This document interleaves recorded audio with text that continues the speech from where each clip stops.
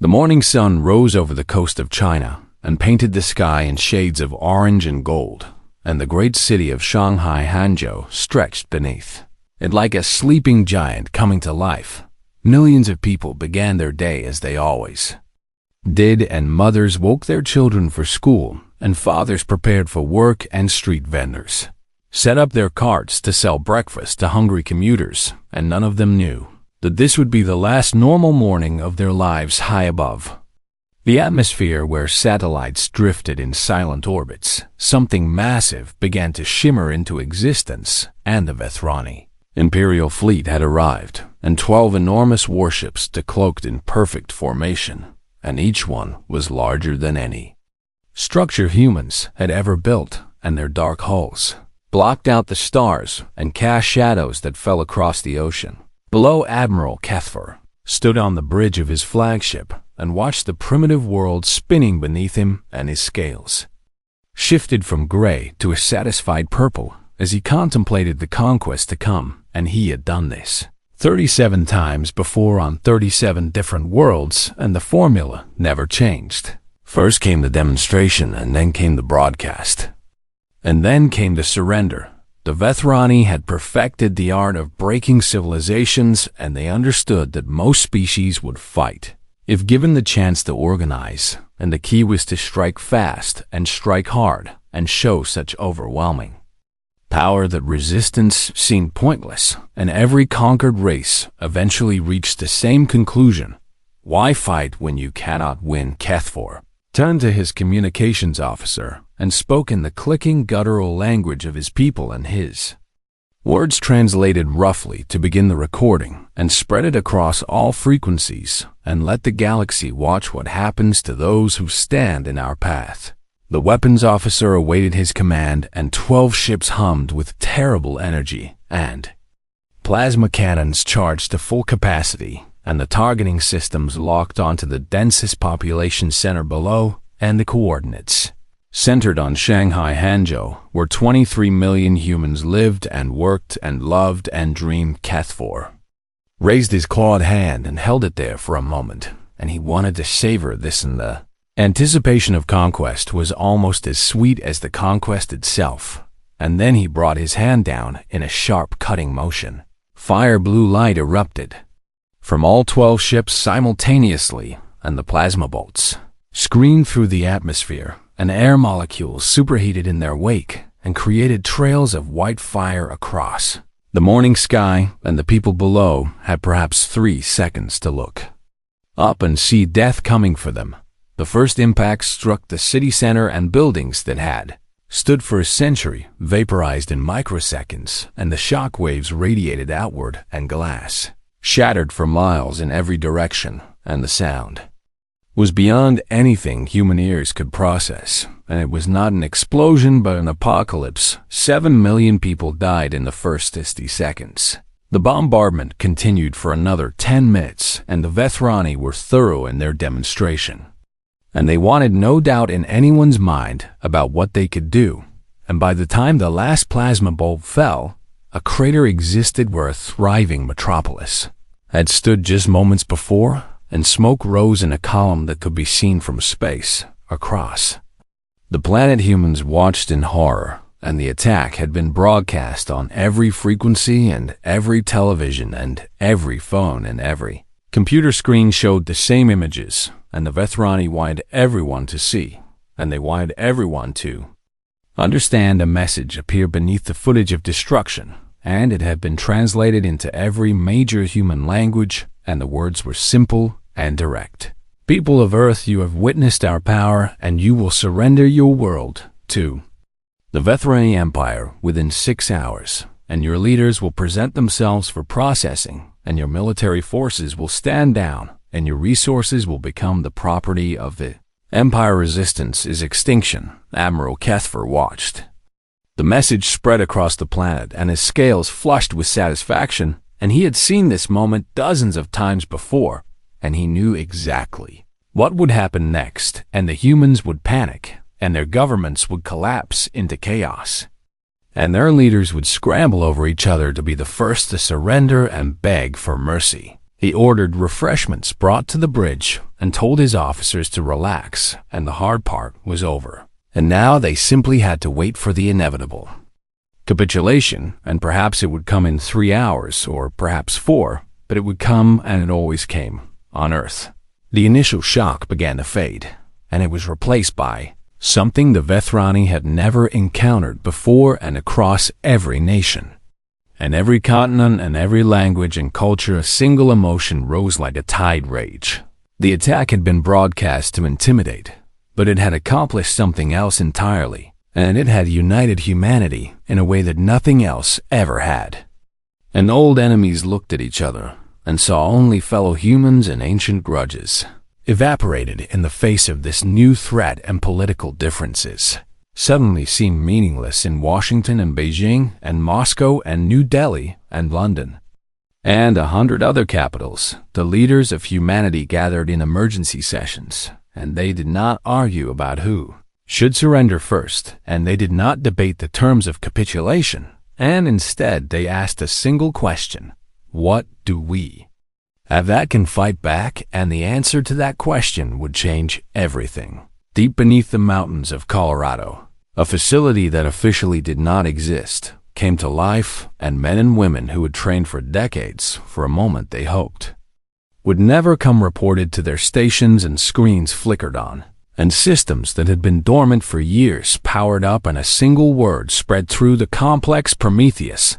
The Vethrani had made a critical error, and they had assumed that humanity was like every other species they had conquered, and they had assumed that humans had never seen them coming, and they had assumed that this primitive world had no secrets. Worth knowing, they were wrong on all counts. 40 years earlier, a Vethrani scout ship had crashed in the Siberian wilderness, and the crew had died on impact, but the technology had survived, and humanity had found it, and studied it and learned its secrets, and they had reverse-engineered the cloaking systems, and the weapons and the propulsion, and they had improved upon all of it. They had built a fleet in secret and trained crews in silence, and prepared for a day they prayed would never arrive. And now the day had come, and the 7 million dead demanded an answer, and humanity would give them one. Admiral Kethver checked his chronometer, and 5 hours had passed since the demonstration, and he expected the surrender transmission at any moment, and his officers had already begun planning the occupation and dividing up the planet's resources, and everything was proceeding exactly as expected. Then his sensor officer made a sound that Kethver had never heard before, and it was a sound of pure confusion and disbelief. "Admiral, the planet has gone." Dark Kethver's scales shifted to an uncertain gray, and he demanded an explanation, and the officer could only gesture helplessly at his screens, and every human transmission had stopped, and every satellite had gone silent, and every electronic signature had vanished, and the planet below showed 8 billion life signs, but no technology at all. The humans had simply disappeared, and in that moment, Admiral Kethver felt something he had not experienced in over a century of conquest, and it was small at first and just a flicker in the back of his mind, but it was unmistakable. It was fear. 6 hours passed, and then 12, and then 24, and the Vethrani fleet hung in orbit above a silent world, and Admiral Kethver paced the bridge of his flagship like a caged predator, and his scales kept shifting between colors that his crew had never seen before. Where was the surrender? Every species broken, every civilization crumbled, and the demonstration always worked, and the broadcast always shattered their will, and yet Earth remained silent, and the humans refused to follow the script, and this was not how conquest was supposed to go. Kethver ordered his sensor officers to scan every frequency and search every wavelength and find any sign of human communication, and they found nothing, and the planet below was a technological ghost, and 8 billion heartbeats pulsed on their life sign detectors, but not a single electronic transmission emerged from the surface. His second-in-command approached with caution and suggested that perhaps the humans had simply destroyed their own communications infrastructure in a fit of despair, and perhaps they were so broken by the attack that they had retreated to primitive existence, and perhaps the surrender would come eventually when they rebuilt their capability to transmit. Kefir wanted to believe this explanation, and it made sense in a way, and other species had done strange things in the aftermath of demonstration attacks, and one race had collectively committed suicide rather than face conquest, and another had devolved into civil war and killed each other before the Vethrani could claim their world. But something felt wrong, and Kefir had conquered enough worlds to develop instincts about such things, and this silence did not feel like despair, and it did not feel like chaos, and it felt like something else entirely. It felt deliberate. Across the galaxy, the Vethrani broadcast networks hummed with updates, and the conquest of Earth was being watched by thousands of species on millions of worlds. And some watched with horror, and some watched with resignation, and some watched with secret hope that maybe this time would be different on Earth. That hope was being transformed into action in bunkers and bases and hidden facilities across 6 continents. Humanity was mobilizing, and the silence was not a sign of defeat, but a sign of preparation, and every transmission had been cut to prevent the Vethrani from learning what was happening below, and every satellite had been powered down to eliminate any signal the enemy might intercept. General Jiang Wei stood in the command center of Project Prometheus and watched as reports flowed in from around the world, and the numbers were staggering, and 300 ships ready for launch, and 50,000 trained crew members standing by, and weapon systems that had never been tested in actual combat, but had been designed specifically for this enemy. They had spent 40 years preparing for the Vethrani, and they had studied every conquest and analyzed every battle and learned every weakness, and the crash scout ship had been a gift from the universe, and humanity had used that gift wisely. The cloaking technology had been the key, and the Vethrani used it to hide their fleets and appear from nowhere to strike at helpless worlds. But humanity had seen a different possibility, and they had asked themselves a question that the Vethrani had never considered. What if you used cloaking not to hide, but to hunt the human? Ships were smaller than Vethrani dreadnoughts, and they carried crews of 50 rather than 5,000, and they were not designed for direct confrontation, and they were designed for something far more terrifying, and they were designed to be invisible killers that could slip through enemy formations and strike without warning and vanish. Before retaliation could come, General Jiang received confirmation that all ships were ready, and he looked around the command center at the faces of men and women who had dedicated their lives to this moment, and some of them had lost family in Shanghai, and some of them had children who would grow up in a world shaped by what happened in the next few days. He thought about the 7 million dead, and he thought about the message the Vethrani had broadcast, and he thought about all the other species who had surrendered and been enslaved, and he made a decision: launch all ships and engage silent running protocols and take up positions around the enemy fleet and wait for my command. 300 human vessels rose from hidden launch sites around the world, and they climbed through the atmosphere, wrapped in cloaking fields that bent light and deflected sensors and absorbed radiation. And the Vethrani detected nothing, and their instruments showed only empty space where hundreds of warships now lurked. Captain Yuki Tanaka commanded the stealth frigate Silent Fury, and she guided her ship through the Vethrani formation with patient precision, and her crew barely breathed as they drifted past enemy warships close enough to see individual hull plates, and the Vethrani had no idea they were there. She found her target, and it was a massive dreadnought with plasma cannons still warm from the attack on Shanghai, and she maneuvered her ship beneath its reactor housing, and her weapons officer prepared a special package, and it was an antimatter charge designed to breach Vethrani armor and trigger a catastrophic reactor failure. The charge locked onto the enemy hull with a magnetic clamp that made no sound, and the Silent Fury drifted away as silent as death itself, and Tanaka checked her chronometer, and the attack would begin in exactly 6 hours, and every human ship was placing similar charges on similar targets, and the Vethrani fleet was being surrounded by invisible executioners. Admiral Cathvar received a communication from the Imperial High Command, and they were growing impatient, and the conquest of Earth was supposed to be a simple demonstration of power, and instead it had become an embarrassment, and the other species of the galaxy were watching and wondering and hoping. The High Command ordered Cathvar to begin the ground invasion, and if the humans would not surrender, then they would be exterminated, and their world would be strip-mined, and their species would become a cautionary tale told to frighten other civilizations into obedience. Cathvar acknowledged the order and began preparing landing craft and ground troops, and he told himself that this was simply a stubborn species, and they would break eventually, and all species broke eventually, and there was nothing special about these humans, and nothing to fear from there. Silence. He was wrong. In the depths of space surrounding his fleet, 300 human ships waited in perfect silence, and their crews watched their chronometers count down, and their weapons were armed, and their targets were locked, and in a few short hours the galaxy would learn something new about the species called humanity.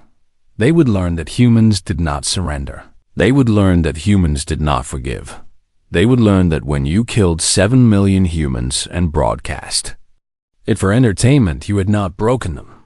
You had awakened something terrible. The chronometer on Captain Yuki Tanaka's console reached 0, and she whispered a single word into her communicator.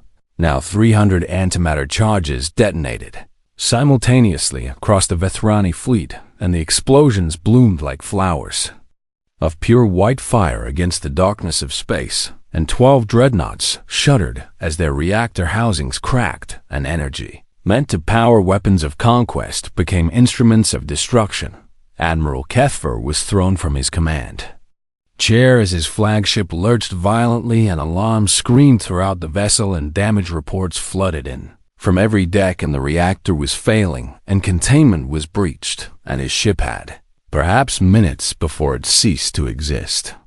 He screamed for answers and demanded to know what was attacking them, and his officers could only stare at their sensors in disbelief. And there was nothing there, and the scanners showed empty space, and yet something had just crippled the most powerful fleet in the galaxy. The first dreadnought exploded, and it was the vessel that had led the bombardment of Shanghai, and its reactor went critical, and the blast vaporized everything within 100 kilometers, and debris scattered across orbit like a cloud of metal rain. Then another exploded, and then another, and then another. Cathvar watched his fleet die, and he felt something crack inside him. And this was impossible, and this could not be happening, and the Vethrani were the masters of the galaxy, and no primitive species could do this.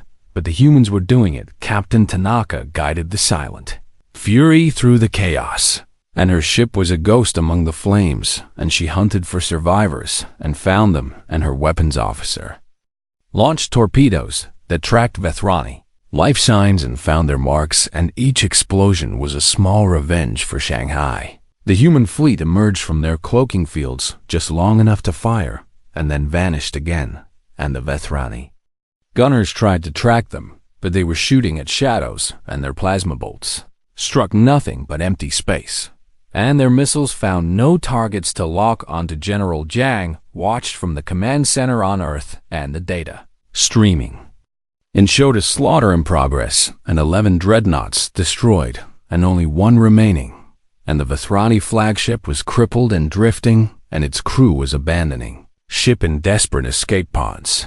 He ordered his ships to hold fire on the escape pods, and let them go, and let them carry word back to the Vethrani Empire, and let them tell their masters what had happened here. Admiral Cathvar made it to an escape pod just before his flagship died, and he watched through a small viewport as the greatest warship in the Imperial fleet broke apart and burned, and he saw the human vessels decloak around the wreckage, and he counted them. And there were so many, and how could there be so many? His escape pod's communicator crackled to life, and a human voice, spoken accented but clear, Vethrani, language, and the message was short, and the message was terrifying. You came to our home and you killed our people, and you broadcast our suffering for the galaxy to watch, and now we will come to your home and you will learn what it means to face humanity. Return to your masters and tell them we are coming. The human ships let the escape pods go, and they watched as the survivors fled toward the edge of the solar system where they could engage their faster-than-light drives and run home with their tales of horror and defeat. On Earth, the news spread within minutes, and the battle had been broadcast on every frequency, just as the Vethrani had broadcast their attack, and the world watched as their hidden fleet dismantled an enemy that had seemed invincible, and people wept and cheered and held each other. And the dead of Shanghai were not forgotten, but they were being avenged. General Jiang addressed the planet, and his face appeared on every screen, and his words were translated into every language, and he spoke simply and directly. Citizens of Earth, we have won the first battle, but the war is just beginning, and the Vethrani Empire spans 300 star systems and commands thousands of ships, and they will come for us again, and when they do, we must be ready. But today, we proved something important, and we proved that humanity will not surrender, and we proved that humanity will not be enslaved. And we proved that when you strike at us, we will strike back harder. He paused, and his eyes were hard and tired and filled with grief for the millions who had died and filled with determination for the billions who still lived. We did not choose this war, and we did not want this war, but we will finish it. And the Vethrani Empire ends, and not because we are cruel, and not because we enjoy destruction, but because they have shown us what they are and what they will do to any species too weak to stop them. We are not too weak. The galaxy watched the broadcast in stunned silence, and species that had cowered under Vethrani rule for centuries felt something stir in their hearts, and it was hope, and it was dangerous, and it was spreading. The Moravian Collective sent a secret message to Earth, and they offered intelligence about Vethrani fleet movements and weak points in their defenses, and they asked nothing in return, except the chance to see their oppressors fall to Kandari. Federation followed with an offer of resources and fuel and rare materials that human ships would need for a long campaign, and they too asked for nothing except freedom. A dozen other species reached out through hidden channels, and the Vethrani Empire that had seemed so solid and so permanent was suddenly trembling, and their subjects were choosing sides, and they were not choosing the side that had kept them in chains. Captain Tanaka returned to Earth as a hero, and she did not feel like a hero, and she felt like a woman who had done something terrible, because something terrible had been done to her people, and she thought about the Vethrani sailors who had died in their ships, and she wondered if they had families and children and dreams. She told herself it was necessary, and she told herself it was justice, and she hoped that when this was over, she could find a way to live with what she had become. General Jiang called her to his office and showed her a holographic map of the galaxy, and the Vethrani Empire was marked in red, and it covered so much space and contained so many systems, and the task ahead seemed impossible. We need to end their ability to make war, and we need to strike their homeworld, and we need to do it before they can rebuild and regroup and come for us with everything they have. Tanaka looked at the map and calculated the distances and considered the challenges, and she was a warrior now. Whether she wanted to be or not, I will lead the assault fleet myself. Jiang nodded, and he had known she would volunteer, and he had hoped she would, and she was the best commander they had. The hunt was not over, and it had only begun, and the Vethrani Empire had ruled the galaxy through fear for 12,000 years, and they were about to learn that fear cuts both ways. The journey to Kethos Prime took 3 weeks, and Captain Yuki Tanaka spent every hour reviewing intelligence reports and studying enemy defenses and preparing her crews for the battle ahead, and the Vethrani homeworld had never been attacked in 12,000 years of recorded history, and it was the heart of their empire, and the seat of their power, and the symbol of their dominance. 200 human ships made the voyage, and they travel in cloaked formation through enemy territory. And they passed Vethrani patrol fleets without being detected, and they slipped through sensor nets designed to catch any intruder, and they were ghosts moving through a galaxy. That did not know they were there. General Zhang remained on Earth coordinating. The war effort and the surviving Vethrani forces had scattered after their defeat in the solar system, and they were regrouping and calling for reinforcements, and the Empire was mobilizing for a counterattack that would dwarf the initial invasion. Time was running out, and humanity needed to end this war before the full weight of the Vethrani military could be brought to bear and the strike on. Kathos Prime was their best chance, and perhaps their only chance. Tanaka gathered her senior officers for a final briefing, and she displayed a holographic image of the Vethrani homeworld. And it was a massive planet with 3 times the mass of Earth, and its surface was covered with cities that stretched from pole to pole, and 8 billion Vethrani lived there and built there and raised their families there. She pointed to specific locations on the map and marked them with red indicators, and these were military installations and shipyards and weapons factories and command centers, and these were the targets, and only these. We will not attack civilian populations, and we will not bomb their cities, and we will not kill their children, and we are not like them, and we will never be like them. Her officers nodded, and they understood, and some of them had wanted revenge, and some of them had dreamed of watching Vethrani cities burn as Shanghai had burned, but they also understood that some lines should never be crossed, and some actions could never be undone. The fleet arrived at Kathos Prime, and they took up positions around the planet while still cloaked, and Tanaka watched through her viewport as the Vethrani homeworld rotated below her, and she could see the lights of their cities glittering in the darkness, and she thought about all the lives down there and all the futures that hung in the balance. She gave the order to the cloak, and 200 human ships appeared from nothing and filled the sky above Kathos Prime, and the Vethrani defenders scrambled to respond, and warning sirens echoed across the planet, and their citizens looked up and saw death hovering above them. But death did not fall on their homes.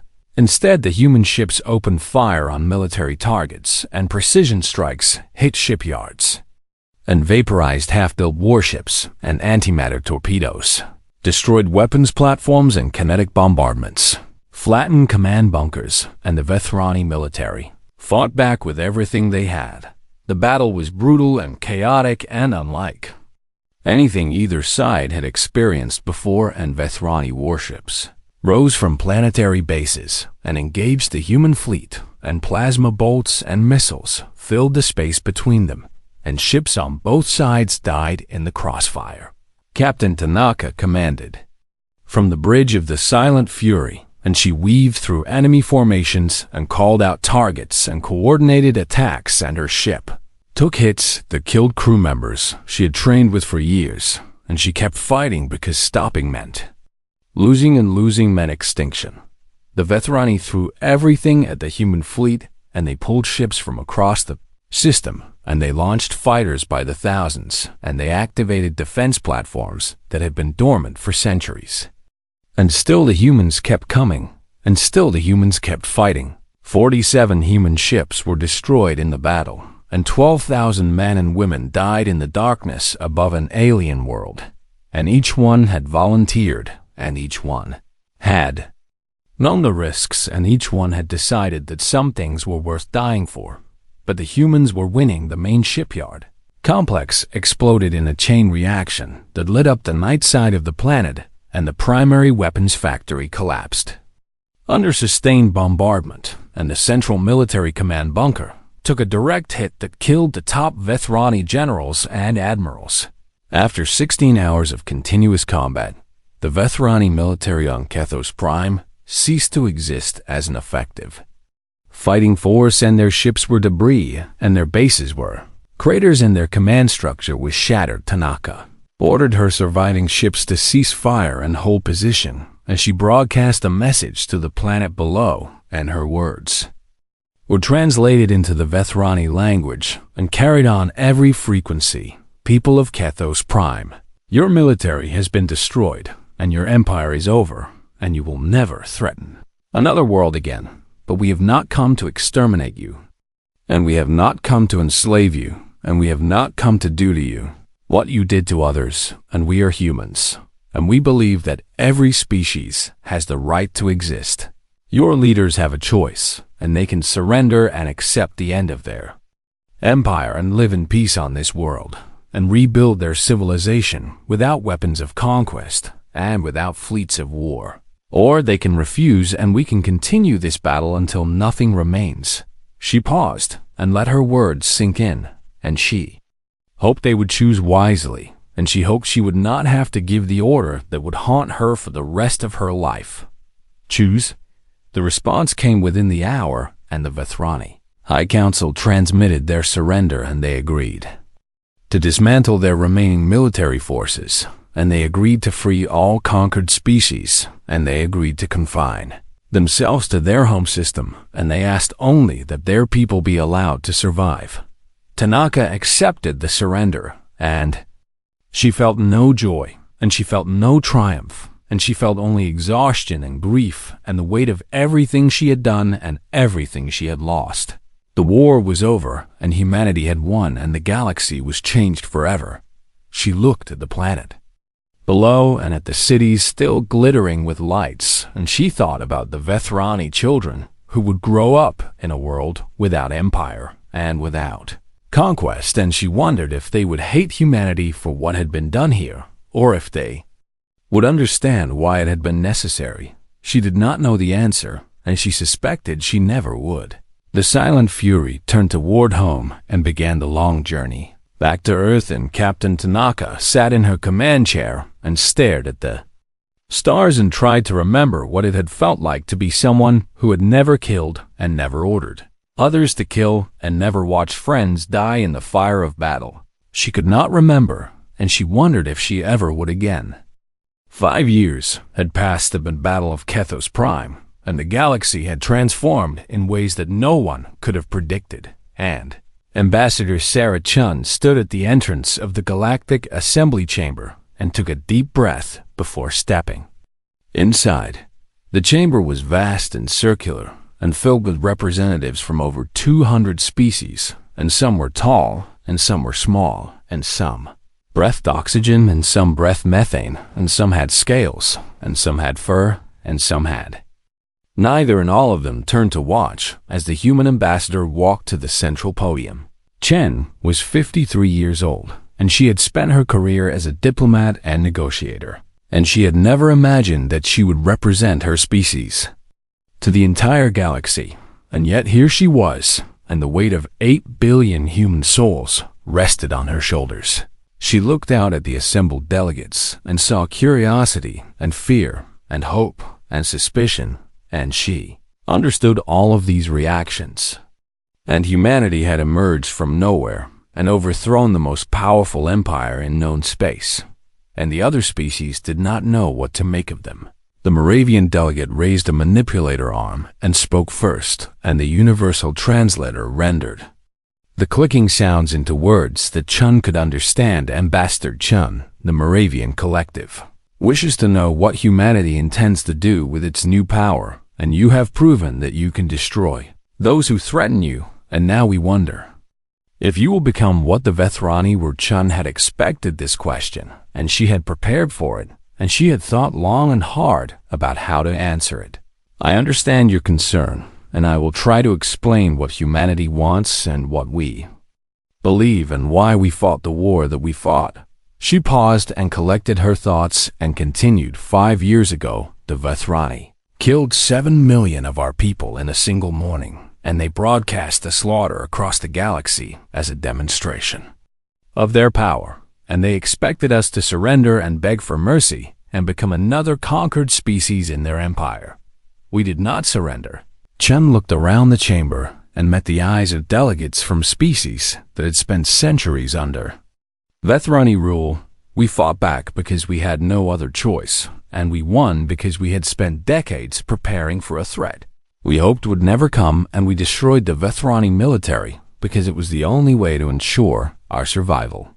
But we did not destroy the Vethrani people. She let that statement hang in the air and watched as the delegates processed its meaning. We had the power to exterminate them, and many of our people wanted us to do exactly that, and they had killed millions of us and enslaved dozens of species and caused suffering beyond calculation, and they deserved to be wiped from existence. But we chose not to. The chamber was silent, and Chun continued, we chose mercy not because the Vethrani deserved it, but because we believed that genocide was wrong, and we believed that every species has the right to exist, even species that have done terrible things, and we believed that becoming monsters to defeat monsters would cost us something precious that we could never get back. The Kandari delegates spoke next, and their voice was soft and musical and filled with emotion. The Kandari Federation spent 800 years under Vethrani occupation, and they took our resources and enslaved our people and killed any who resisted, and we dreamed of freedom but never believed we would see it. And now we are free because of humanity, and we do not know how to repay this debt. Chun shook her head. You owe us nothing, and we did not free you to put you in our debt. And we freed you because slavery is wrong, and because no species should live under the heel of another, and because the galaxy should be a place where all peoples can chart their own course and build their own futures. She stepped away from the podium and walked among the delegates and spoke directly to them rather than at them. Humanity does not want to rule the galaxy, and we do not want tribute or territory or obedience, and we want to be left alone to raise our families and explore the universe and argue about things that do not matter and live our lives in peace. But we will not stand by while others commit atrocities, and we will not watch civilizations burn, and we will not allow another Vethrani to rise, and we will protect the innocent because that is who we are, and that is what we believe. A delegate from a species Chun did not recognize spoke up, and their translator rendered the question in flat mechanical tones. How do we know that humans will not change, and how do we know that your children or your grandchildren will not decide that ruling the galaxy is easier than protecting it? And how do we know that you are different from every other powerful species that came before you? Chun smiled, and it was a sad smile and an honest one. You do not know, and I cannot promise you that humanity will never change, and I cannot guarantee that we will always live up to our ideals, and all I can tell you is what we believe today and what we are willing to fight for today and what we are willing to die for today. She returned to the podium and addressed the full assembly on Earth. There is a memorial to the 7 million who died in Shanghai, and their names are carved into a wall of black stone that stretches for kilometers, and every year we gather there, and we remember what was taken from us, and we renew our promise. Never again, not to us and not to anyone. The assembly was silent, and Chun could feel the weight of history pressing down on her, and she knew that this moment would be remembered for centuries, and she hoped she was saying the right things and doing honor to those who had died. Humanity offers friendship to any species that wants it, and we offer trade and cooperation and cultural exchange, and we offer protection to those who need it, and we ask nothing in return except that you treat us and each other with respect. She paused, and her voice hardened. But I will also make something clear, and I want no misunderstandings about this. If any species decides to follow the path of the Vethrani, and if anyone chooses to conquer and enslave and exterminate, and if anyone broadcasts the murder of innocents as entertainment and expects others to submit, she looked around the chamber and met the eyes of every delegate.